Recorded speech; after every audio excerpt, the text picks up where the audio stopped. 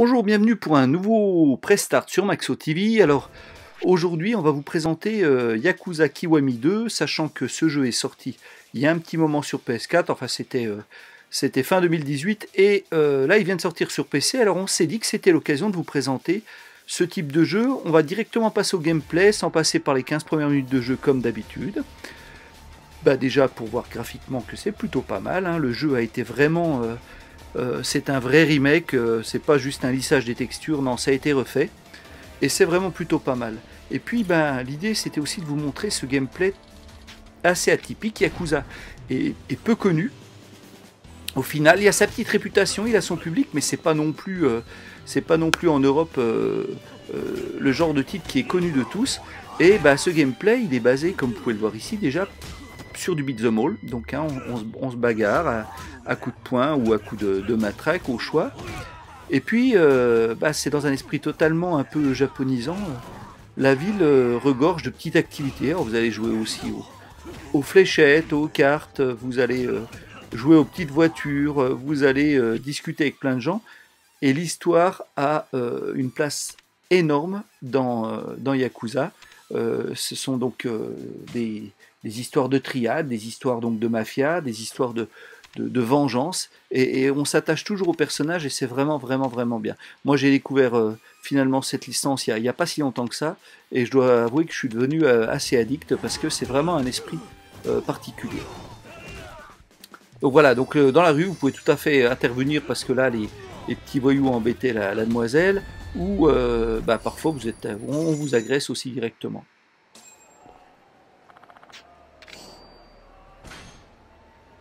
Petite récompense pour avoir joué le sauveur. Je poursuis ma route. Or la carte n'est pas bien grande, hein, vous l'avez vu sur le plan tout à l'heure. C'est pas la carte de Zelda ou celle d'un Red Dead Redemption 2.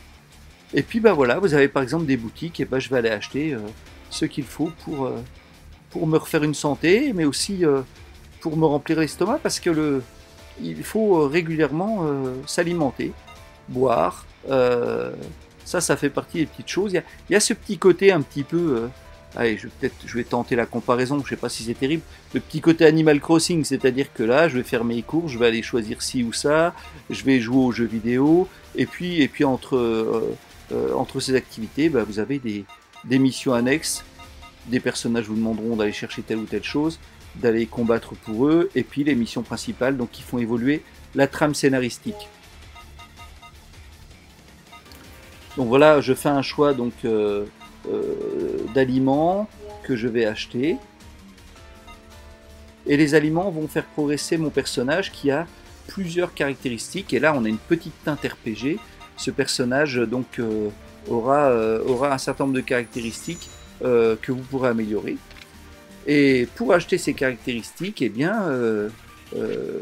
vous allez devoir engranger les points. Vous les voyez ici en haut à droite. Hein, dans un certain nombre de catégories, c'est des points d'expérience qu'on peut donc acquérir en se battant, mais aussi en mangeant, en allant au restaurant. Et avec ces points d'expérience, je peux améliorer les caractéristiques de mon personnage. Là, je suis dans l'équipement, et donc ça me permet d'assigner à la croix directionnelle des objets que je vais pouvoir utiliser, tel par exemple, je sais pas, un bout de tuyau en métal, une batte de baseball, etc. Là, on voit également les équipements plus passifs, hein, donc ici le bracelet qui vous donne un certain bonus dans certaines catégories, vous pouvez les voir en dessous. Donc voilà, c'est assez complet, et ceux qui veulent personnaliser leur personnage le peuvent très efficacement.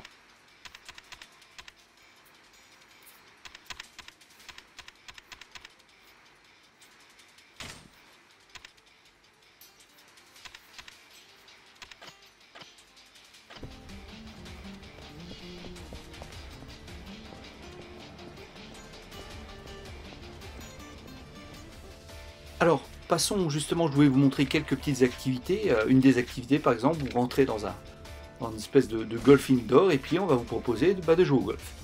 Tout simplement. Donc on vous explique les règles. Alors, je dois vous avouer que certains jeux sont un peu pas faciles d'accès. Il y a même, on a accès à des jeux de cartes un peu compliqués, voire parfois des jeux typiques japonais, où si vous n'êtes pas trop dans la culture, ça vous êtes compliqué. Bon, le golf. c'est accessible, hein. N'importe quelle personne est capable quand même de comprendre ça. Bon, bah, sauf moi, là, a priori, vu que j'ai loupé mon... Voilà.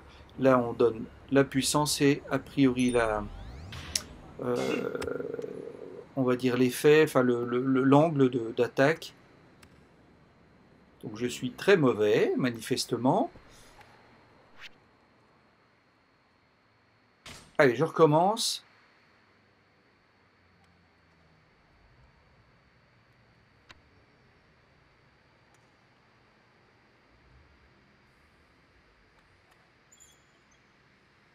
Voilà, une petite lecture des instructions. Ça fait pas de mal. Je recommence pour essayer d'être moins mauvais. Voilà, un peu plus de puissance. Et c'est mis trop de puissance. Donc le but d'être moins mauvais est manifestement bien raté. Oh, le boulet, allez, je m'avoue pas vaincu, ça c'est clair. Voilà, moins fort. J'ai remarqué que j'ai encore pas tout compris. Ah oui, mais oui, évidemment, ils m'ont déplacé la cible. Allez, allez. On y va. Paf. Et paf. Ouh, je le sens pas bon du tout. Je sens qu'on va perdre des lecteurs de Maxo. Là, si je continue comme ça, ils vont dire qu'on est des gros nazes. Allez, on va essayer une dernière fois pour vous. Évidemment, je me loupe. Haha! Enfin! Faut toujours persévérer.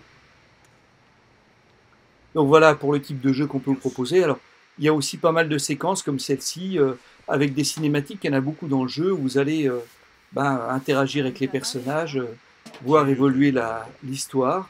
Et voilà, ça se fait en images comme ça. Donc c'est pour vous montrer aussi que graphiquement, c'est plutôt pas mal. Alors on fait mieux aussi aujourd'hui, hein. Il faut quand même dire les choses. Il y a un certain nombre de choses qui sont parues depuis qui sont mieux, mais franchement, il faudrait pinailler pour trouver ça laid.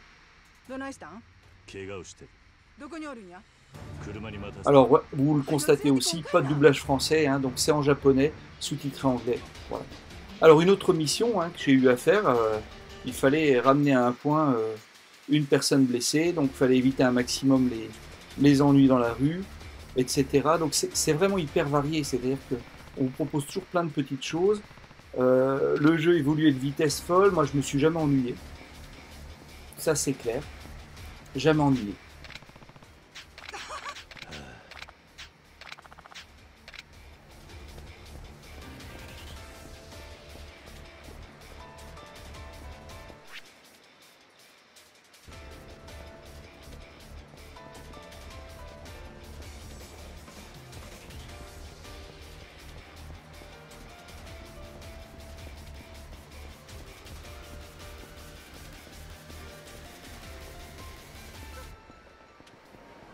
Alors, autre séquence, pour vous montrer aussi qu'on a des cycles jour-nuit dans le jeu. Donc voilà, je me fais à nouveau bastonner dans la rue. Donc là, on est en pleine nuit. Et c'est appréciable aussi dans le jeu, c'est l'activité permanente qu'on peut voir dans les rues. Alors, il y a deux cités dans Yakuza Kiwami 2. Il y a deux cartes et les deux sont bien animées. Pas de la même manière, mais bien animées. Alors, pour les combats, j'ai une barre de rage, vous l'avez peut-être pas vu au-dessus, qui va me permettre de déclencher des effets un peu plus rock'n'roll.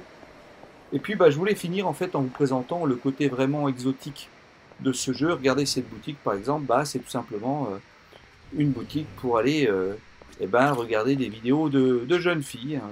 Donc vous louez une cassette et puis vous êtes devant un vieil écran et vous allez pouvoir regarder ces vidéos. Alors je vous rassure, on ne voit pas vraiment la vidéo, mais en tout cas l'activité en plus vous rapporte de l'expérience. Voilà, Yakuza c'est vraiment à part. Et c'est sur Maxo, à bientôt pour un test complet.